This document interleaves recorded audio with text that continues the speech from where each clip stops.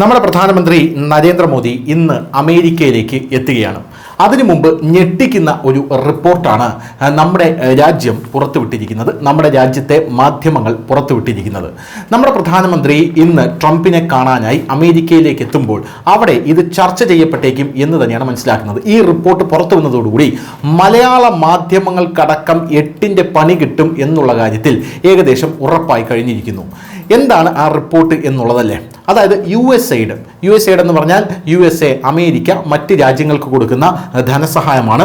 ഇവർ അത് മറ്റ് രാജ്യങ്ങൾക്കായി കൊടുക്കുന്നത് ആ രാജ്യത്തിന് വെൽഫെയറിന് വേണ്ടി, അവിടുത്തെ ഗവേണൻസിന് വേണ്ടി, അവിടുത്തെ ഹെൽത്ത് സെക്ടറിന് വേണ്ടി, അവിടുത്തെ എഡ്യൂക്കേഷൻ സെക്ടറിന് വേണ്ടി എന്നൊക്കെ പറഞ്ഞാണ് US എയ്ഡ് മറ്റ് രാജ്യങ്ങൾക്കായിട്ട് ഇത് കൊടുക്കുന്നത്. അതായത് അമേരിക്ക US എയ്ഡ് മറ്റ് രാജ്യങ്ങൾക്കായി കൊടുക്കുന്നത്. ആ US എയ്ഡാണ് ട്രംപ് വന്ന ശേഷം ഇപ്പോൾ നിർത്തലാക്കിയിരിക്കുന്നത്. എന്നാൽ ഇപ്പോൾ വരുന്ന ഞെട്ടിക്കുന്ന വിവരം പ്രകാരം അമേരിക്ക ഇങ്ങനെ ഒരു എയ്ഡും തന്നെ മറ്റ് രാജ്യങ്ങൾക്ക് കൊടുക്കുന്നില്ലെന്നും ഇത് CIA അതായത് അമേരിക്കയുടെ ചാര സംഘടനയുടെ പണിയാണ് എന്നുമാണ് നമുക്ക് കിട്ടുന്ന വിവരം.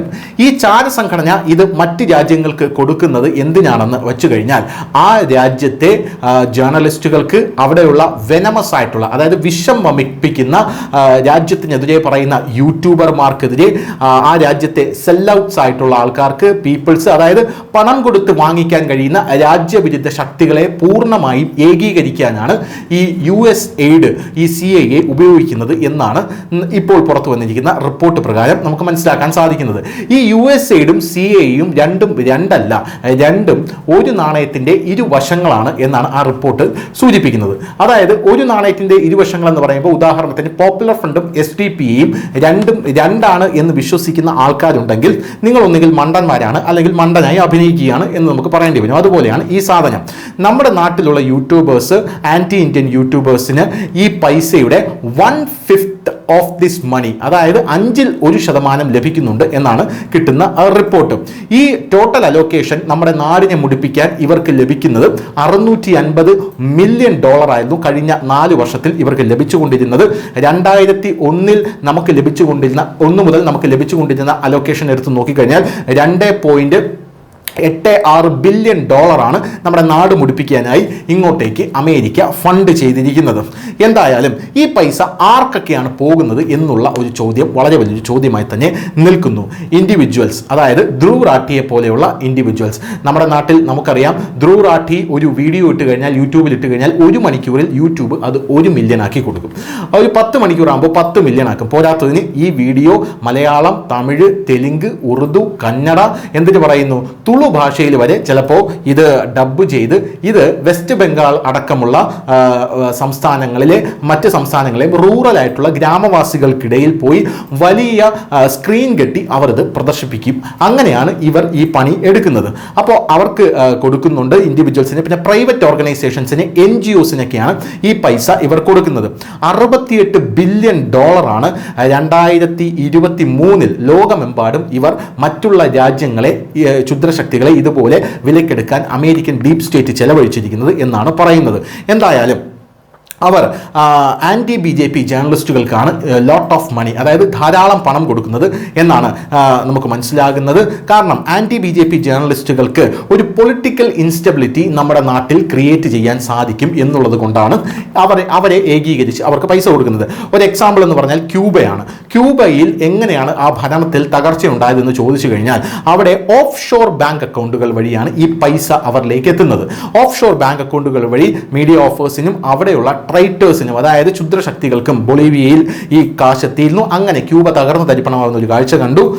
പിന്നെ ഷേഖ് ഹസീന ബംഗ്ലാദേശിൽ നിന്ന് പടിയിറങ്ങുന്ന ഒരു കാഴ്ച കണ്ടു. അങ്ങനെയാണ് ഇത് സംഭവിക്കുന്നത്. ഈ പണം കിട്ടിയ മാധ്യമങ്ങളും ജേർണലിസ്റ്റുകളും അവരുടെ ഒരു അജണ്ട സെറ്റ് ചെയ്ത് ജനങ്ങളെ കയ്യിലെടുത്ത് അവരുടെ മനസ്സിനെ മാനിപ്പുലേറ്റ് ചെയ്ത് ഇവർ സെറ്റ് ചെയ്യുന്ന അജണ്ടയിലേക്ക് കൊണ്ടെത്തിക്കും. അതാണ് സത്യം എന്ന് വിശ്വസിപ്പിക്കാനുള്ള അത്രയും കാശ് അവരുടെ കയ്യിൽ ലഭിക്കുന്നുണ്ട്. ഇത് എന്താ പറയുക, ഇതൊരു ഓർഗനൈസേഷൻ പോലെയാണ് പ്രവർത്തിക്കുന്നത്. അതായത് $500 ബില്യൺ ആണ് ഇന്റർ ന്യൂസ് എന്ന് പറയുന്ന നെറ്റ്വർക്കിന് ഇന്ത്യയിൽ ലഭിച്ചിരിക്കുന്നത്. അതായത് ഈ ക്ഷുദ്രശക്തികളുടെ മുഴുവൻ നെറ്റ്വർക്കിനെ പറയുന്നത് ഇന്റർ ന്യൂസ് എന്നാണ്. അതിന് ഈ $500 ബില്യൺ ആണ് ലഭിച്ചിരിക്കുന്നത് എന്നാണ് നമുക്ക് മനസ്സിലാകുന്നത്. ഇതിൽ 4291 മീഡിയ ലോകമെമ്പാടും ഉൾപ്പെട്ടിട്ടുണ്ട്. 100 മീഡിയ ഇന്ത്യയിലെ മീഡിയയാണ്. ഈ 100 മീഡിയകളിൽ ദക്ഷിണേന്ത്യയിൽ ഇതിന് ചുക്കാൻ പിടിച്ചത്, അതായത് രാജ്യവിരുദ്ധ ശക്തിയായി പ്രവർത്തിക്കാൻ ചുക്കാൻ പിടിച്ചത് കേരളത്തിലെ ഒരു മാധ്യമമാണ് ഏകീകരിക്കാൻ നിന്നത്, കേരളത്തിലെ ഒരു പ്രമുഖ മാധ്യമമാണ് എന്നുള്ളതാണ്. അതിൻ്റെ പേര് ഔദ്യോഗികമായി പുറത്തു വന്നിട്ടില്ല. അത് പുറത്തു വരുന്ന മുറയ്ക്ക് ഞങ്ങളും അത് പുറത്തു പറയുന്നതാണ്. അതുകൊണ്ട് മാത്രമാണ് ഇപ്പോൾ ആ പേര് പറയാത്തത്. അങ്ങനെയാണ് ഈ കാര്യങ്ങൾ മുന്നോട്ട് പോകുന്നത്. ഇവരുടെ പ്രധാനപ്പെട്ട പണി എന്ന് പറഞ്ഞാൽ ലിറ്ററസി പ്രോഗ്രാമുകൾ സംഘടിപ്പിക്കുക, ജേർണലിസ്റ്റുകൾക്ക് പ്രത്യേകം ഹോളിഡേ പാക്കേജുകൾ കൊണ്ട് അവർ വിദേശത്ത് പോയി മദ്യപിക്കാം, മറ്റു പല ലീലകളിലും ഏർപ്പെടാം, അങ്ങനെയുള്ള പല കാര്യങ്ങളുമുണ്ട്. ഒരു ലെഫ്റ്റ് ലീനിങ് എക്കോ സിസ്റ്റം നമ്മുടെ രാജ്യത്ത് ഉണ്ടാക്കിയെടുക്കുക എന്നുള്ളതാണ് ഇവരുടെ പ്രധാനപ്പെട്ട പണി എന്ന് പറയുന്നത്.